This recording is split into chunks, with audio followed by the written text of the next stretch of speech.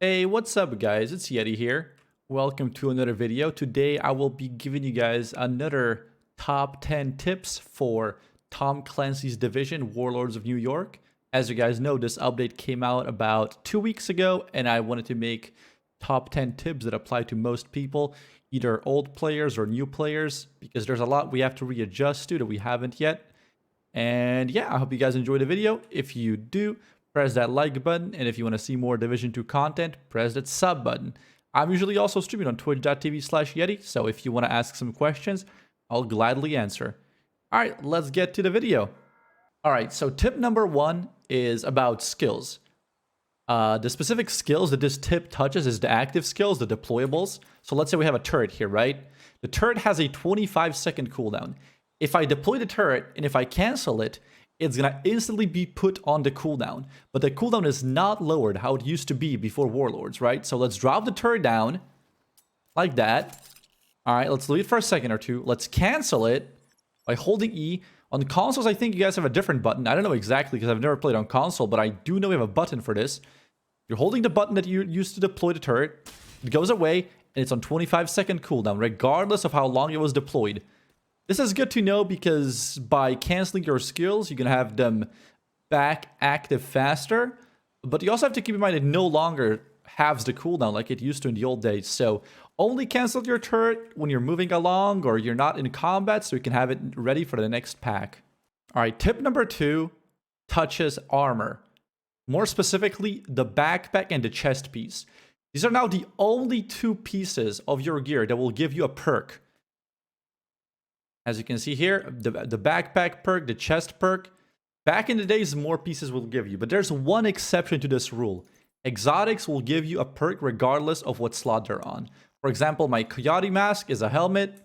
Still gives me a perk. So that's something to remember. I think that in the current division, if the perk on your backpack or chest are not amazing, they're just not worth taking. All right, so tip number 3 is specifically about set items. I see a lot of people running a 3-piece of a set item, and I just don't think that's worth it. As you can see here, let's take, for example, System Corruption, Armor on Kill, and let's say Disrupt Resistance. You might think, oh, these are pretty good stats. Or for example here, Critical Hit Chance and Critical Hit Damage. A lot of people are going to be running 3 pieces of Negotiator, and they will not go for the 4-piece because they're not interested in that perk. And I will tell you why that is bad. If you scroll down here, this mask has only 1 core attribute and 1 attribute with a mod slot. And if we go into our inventory, and if we go on to, let's say, this Providence mask here, it has 2 attributes and an offensive mod slot. So the non-set piece items will have more attributes on the actual item compared to set pieces. So it's only worth to run greens if you're actually going for at least full 4 greens. All right, so tip number 4 touches players that have returned to Division 2 and have previously played it. And what I'm going to tell you guys now is that Brent sets were actually completely changed.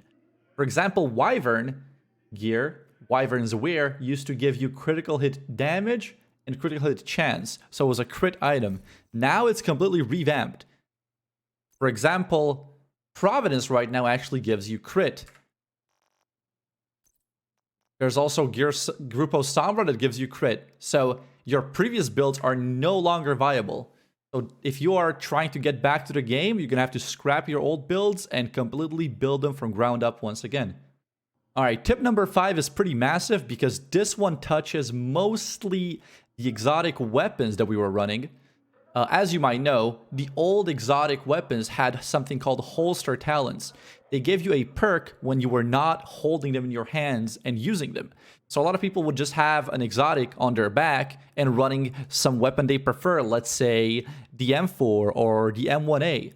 That is gone. Holster talents are completely gone. The weapons you have on your back are just optional weapons you can use, and they're only useful when you are shooting them at that moment. So I think preference of weapons has seen a drastic increase instead of the old meta slaving that we used to do in Division. All right, so tip number 6 is going to be Recalibration Station. It's located inside the main building next to the crafting lady.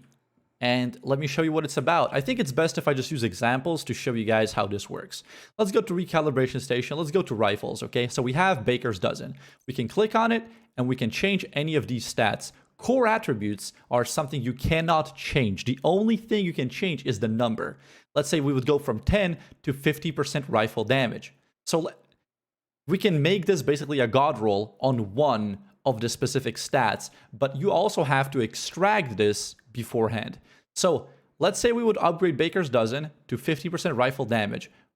We would still be able to extract the stat out of it. We would go, let's say here, attributes, and we would be able to basically take that away. I currently have the weapon favorited, so it's not showing up here, but you can still extract the stat after you have recalibrated it before. All right, tip number 7 is going to be open world bosses. These appear all over the map, and they have a 30-minute cooldown. So after you killed a named boss, you can collect some dope gear from him, and for the next 30 minutes, other open world bosses will not be spawning. So remember that when you're hunting for them, you cannot just kill them all in 5 minutes and get all that sweet loot. I'll show you guys a map of these open world bosses, and you guys can go online and try to farm just some specific ones for some items. All right, so tip number 8 is going to be touching the low rolls. As you guys might know, right now the way Division is built is kind of unfortunate, but you cannot be running a build that is called 2-2-2. Basically, you have to go exclusively either into red or yellow. I think blue's not worth it right now because you get one shot regardless, but you basically want to have all attributes, either core or just additional attributes, in one area. Right now I'm running a red build. I made a video on this earlier, and something I've realized is when I was making this build is that even if rolls are low, as long as they're aggressive, they are contributing to the bigger picture. And when you guys are building sets, don't always go for god rolls, even if it's just above 50%, and if all the attributes are correct, that's going to be a pretty good weapon, and you will be clearing at the end of the day. So remember that when you're getting those god rolls, it will not always drop as a god roll, but if it has good stats, you might as well try using it for a little bit. All right, so tip number 9 is something that I've been dealing with the last few days. As you guys know, I've been farming a fuck ton on my stream, twitch.tv/Yeti. And oh my god, sometimes you simply cannot farm on challenging. It just gets too frustrating. You're tired. It doesn't matter. You can lower that difficulty. They made it so the manhunt does not reset anymore, so I actually will be doing it finally now. But you can lower that difficulty. I've mostly been playing on hard, and I have a very, very decent build. So if you guys are instantly going to go to challenging because you're used to that from before, you will get punished. Drop it to hard. You can even play on normal just to get some of those good pieces, and then you can move on slowly. Don't even touch hard, legendary and heroic. By the way, it's probably not worth it right now, except if you're like the top 1% player. Challenging is going to be the way to go once you're getting a little bit stronger. All right, so tip number 10, the last tip in this video, is going to be the shooting range, the gun range. Why is this a tip? A lot of people don't use this. I think they should use it, but they don't. So how does this work? You basically test out your weapons here. You test out your build. I found out that many of my weapons, which I thought were god rolls, were actually not god rolls, and I always go back to my Police M4. As you can see here, crit hit damage on 9% modified, strained, 11 and 7.5 rolls on the core attributes. That's not god roll, but this bad boy is still probably the best weapon I have in my arsenal. That's how I found out, you know. There was no way to actually mathematically calculate a DPS for me, so I went down here. I put the difficulty on, I usually put it on named or elite, and I just try it out like this, and I'm like, wow, this is actually a pretty solid weapon. I should definitely run this. There we go, 8 mil DPS. Yeah, I think this is a good weapon. I think we just found that out. So yeah, guys, if you have a weapon that you like using and you feel like you're doing good in combat, but it doesn't have the highest rolls, come down here, test out the DPS yourself, and you'll see if it is actually a good weapon or not.